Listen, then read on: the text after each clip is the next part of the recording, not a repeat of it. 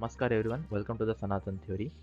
Before I start, please keep all your prejudices and the boundaries which you have created aside because today we are going to discuss something very important, yoga, which is a profound science carefully crafted some 15,000 years ago.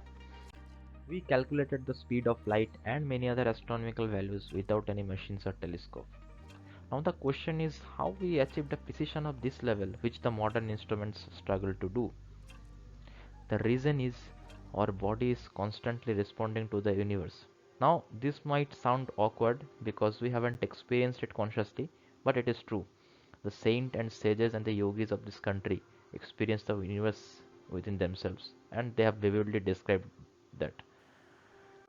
There are tons of research available on our psychology with respect to full moon or new moon.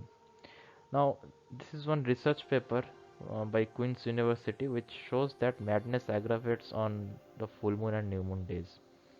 There are many reports of increasing crimes on those days because on these particular days our body is in a heightened state of receptivity.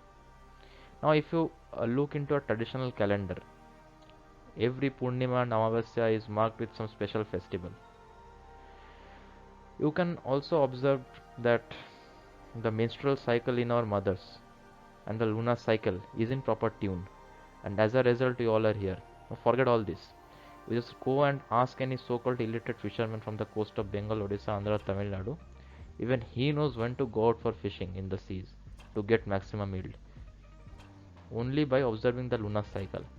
Now if you carefully look at our culture, it is very carefully crafted following the lunar cycle, when to fast, when to celebrate, etc. All our ancestors knew about the phenomena. Now something happened to this culture in the last 100 years. We need scientific evidence for everything, and we need to validate it by some foreign university or by some foreign people. Then only we can believe it. A flower which blossoms in the twilight will never blossom in the noon. Knowingly or unknowingly, the sun is influencing our biological clock in our body. The variation of distance between the earth and sun causes various seasons, which in turn influences the flora and fauna in a big way. If you are in a gloomy weather for a long time, it will affect your emotions, right? Now, if you look at the Scandinavian countries, Norway, Sweden, and all, you will see that people are depressed and committing suicide is very frequent there, especially when prolonged winter night continues there. Now, our ancestors had this knowledge, so they developed this powerful Kriya, Surya Namaskar, to be in tune with the solar cycle. And it is often said that the sun acts as a potter's wheel to craft all the lives on this planet. In the very nature of things, life can never get perfect. There is always room for improvement. But the geometrical alignment behind the creation is in a certain state of perfection. Only because of this perfect geometrical alignment, life flourishes the way it does. The sun never fails to rise. The sun and the moon is never off their orbits, not by a single millimeter. We cannot ignore the influence of sun and moon on us.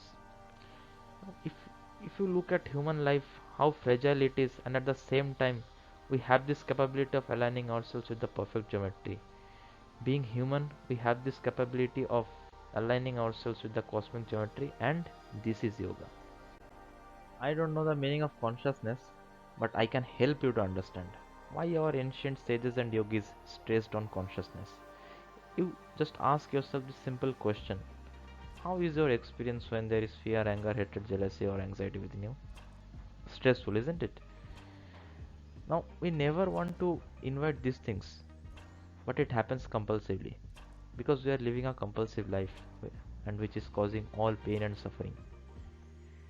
We, as a human being, have this power which makes us different from all other creatures, and it is our consciousness. An animal is programmed in such a way that their life is largely fixed around its survival process, its security, and food.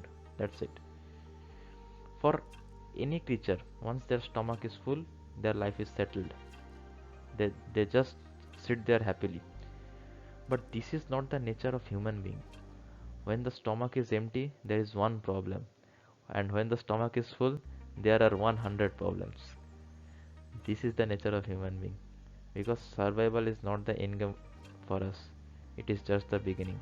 For all other creatures, survival is their end game. So, living consciously is the only way out.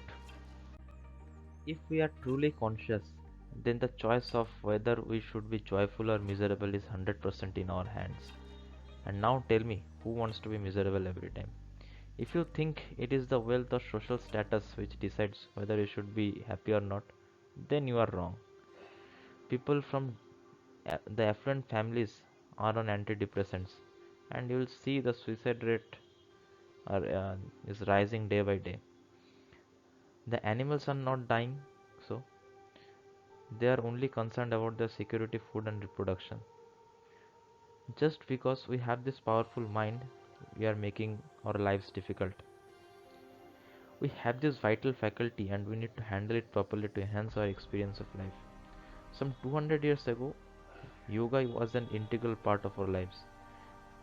G- Generations of our ancestors practiced this in gurukulas, but now it is replaced with PT in the schools, thanks to our education system. Now 9 out of 10 people I've come across are so much addicted towards caffeine. They cannot live a single day without tea and coffee. No, I'm not against tea, coffee, tobacco, or alcohol. Just imagine the misery of our life without these external stimulants. Do you know this? Our ancestors used to drink desi milk in the morning. Some 200 years ago, the British East India Company they started free tea stalls across Calcutta. Slowly, tea became a legacy among us. We shunned milk and switched to tea. And it took some years, and now tea is permanent across every Indian households. Earlier, people used to serve lemonade to the guests, but now you need to serve Coke or any other carbonated soft drink to us, which our celebrities promote as a sign of elegance. Now, these are very small aspects which changed the perspective, the way we look at things. Many people are addicted towards caffeine, tobacco, alcohol, LSD, and the list goes on like this. Why we are moving towards chemically stimulated lifestyle?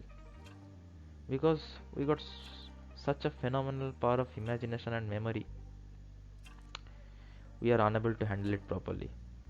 All these chemicals create a temporary barrier with the psychological drama going on, and we enjoy that.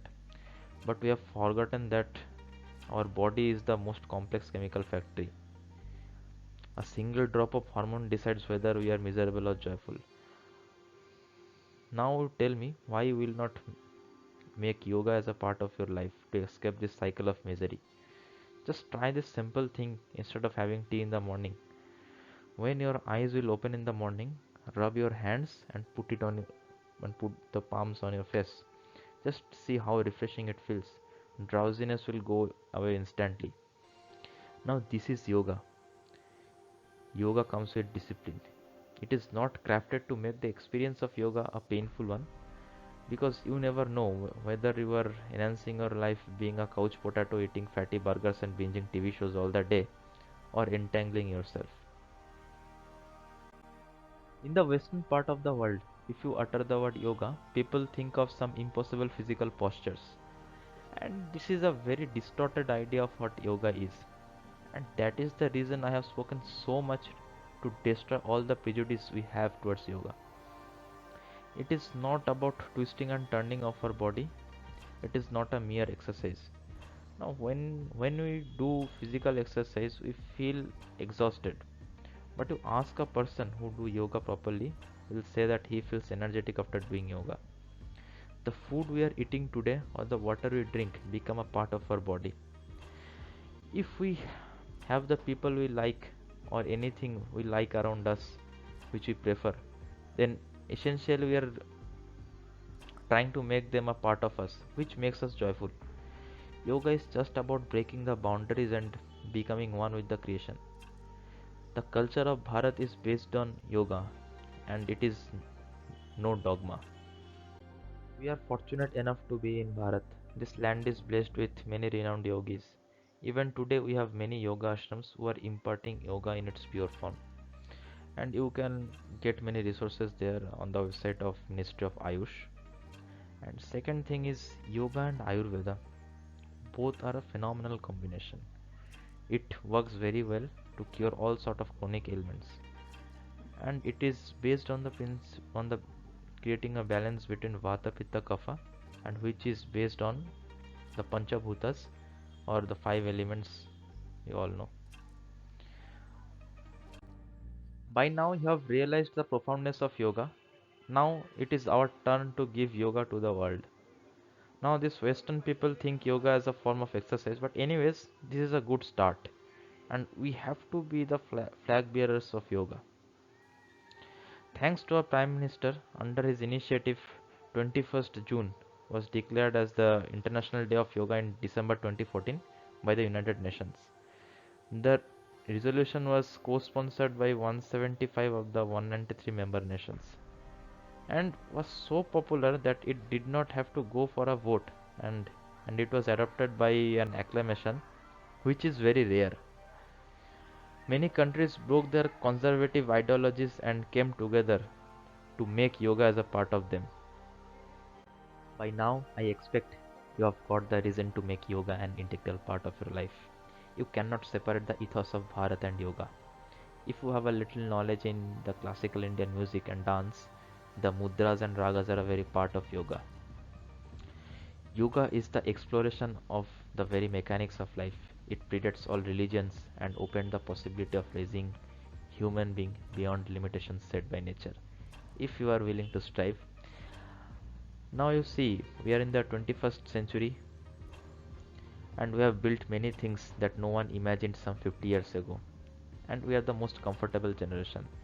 This technological advancement has made our lives easier. We can communicate with others seamlessly, attend online classes, people are working from home, we have advanced medical equipments. But at some point of time, I feel that we don't have this responsibility to handle this comfort. Just take this Wuhan virus as an example. How the how these brilliant scientists they have worked together to weaponize a virus, and which has created a havoc around us, we can see. So we need a responsible behavior from everyone. So that is why we need yoga. Please make yoga a part of you. Thank you and pranam.